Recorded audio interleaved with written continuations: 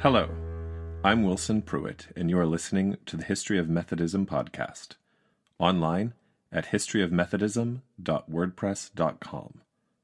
Welcome to the first episode, What is in a Name?, in which I will introduce the podcast by digging into the history of the name itself, Methodism. When Charles Wesley, his brother John, and their friends began the Holy Club in 1729 in Oxford, England, a number of insults soon began to be hurled at them. The one that stuck was Methodist. The standard story is that the Wesley brothers and their friends were very methodical. Thus, Methodist. Yet this narrative doesn't quite match the context of early 18th century Oxford, the all-male, mostly wealthy students of Christ Church College, where most of the nobles attended in the 18th century, spoke Latin during exams on classics like Plato and Aristotle, Horace and Virgil, Demosthenes and Euripides, and practiced classical rhetoric. They studied Galen and the classical basis of medicine. Medicine in the world of the Roman Empire was divided into three schools: dogmatic, empiric, and methodic, or Methodist. Ancient Methodists were the stern rivals of the empiricists and the dogmatists. They were unique in claiming that anyone could be a physician. All it took was following a certain method of diagnosis and therapy. This contrasted heavily with the other schools who saw medicine as an art restricted only to the gifted and wise. Galen, who took influences from both empiric and dogmatic schools, won out with history, and he and his students became the models for modern medicine. Most students at Christ Church College, Oxford, would see similarities between Galen and themselves, and they would be insulted by the presumption of Methodists in medicine and Methodists in religion. Holiness is not possible for everyone, these elite students might think.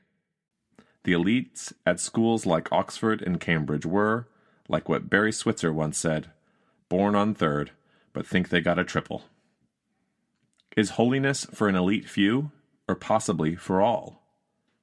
This tension is found in the very name Methodist, and this same tension lasts throughout the history of the people called Methodist up until the present day. Should the church be respectable or provincial? Should the church be relevant or be resident aliens in a strange land? Did the Methodist movement begin at Oxford, among elites, or is that just where the name comes from?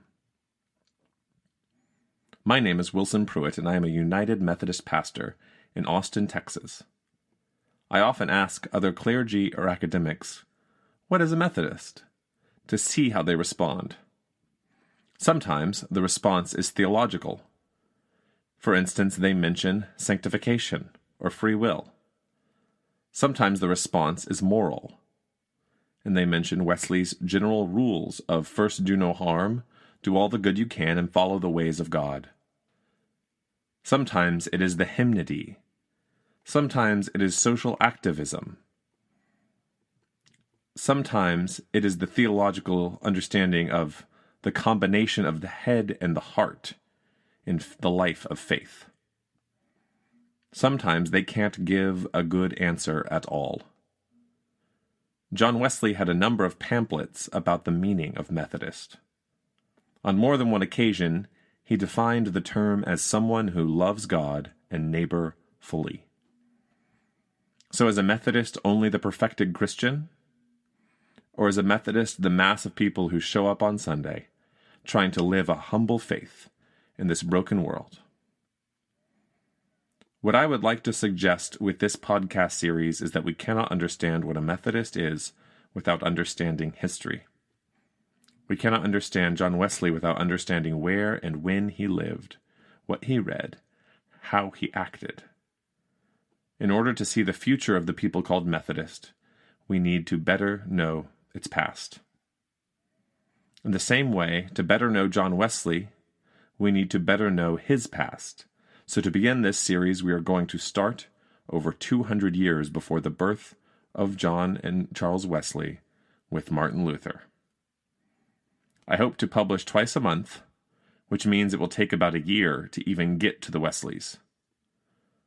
John Wesley was not a unitary genius stealing the fire of the gods. He was a man in a tradition who used the tools of his tradition to help others transform their lives through the Holy Spirit. In order to begin to understand Wesley, we need to begin to understand the traditions that influenced him. Next time on the History of Methodism.